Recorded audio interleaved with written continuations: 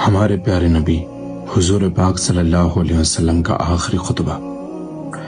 اے لوگو سنو، مجھے نہیں لگتا کہ میں اگلے سال تمہارے درمیان موجود رہوں گا۔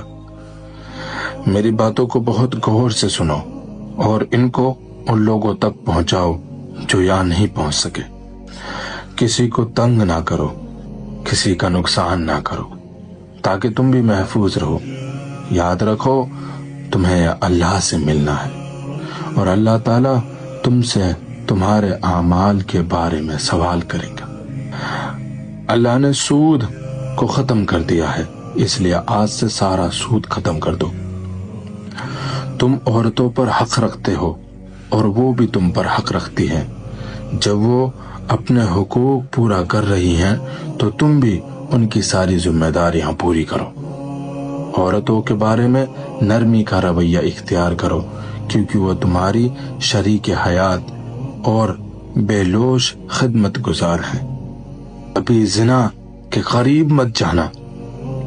لوگو میری بات غور سے سنو، صرف اللہ کی عبادت کرو، 5 فرض نمازیں پوری کرو، رمضان کے روزے رکھو، زکوٰۃ ادا کرتے رہو، اگر استطاعت ہو تو حج کرو۔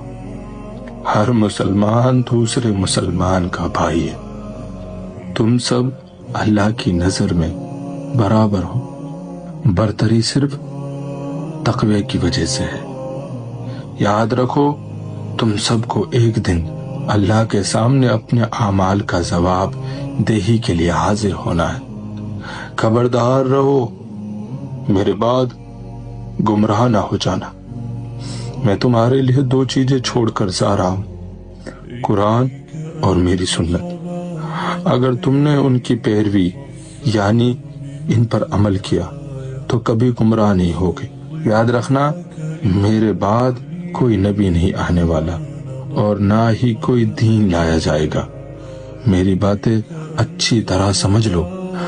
سنو تم لوگ جو موجود ہو، اس بات کو اگلے لوگوں تک پہنچانا اور وہ اس بات کو اگلے لوگوں تک پہنچائیں، اور یہ ممکن ہے کہ بعد والے میری بات کو پہلے والوں سے زیادہ بہتر سمجھ کر عمل کر سکیں۔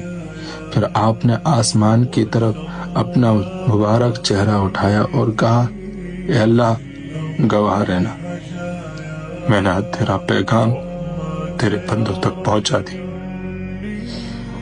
میں اپنے نبی صلی اللہ علیہ وسلم کا فرمان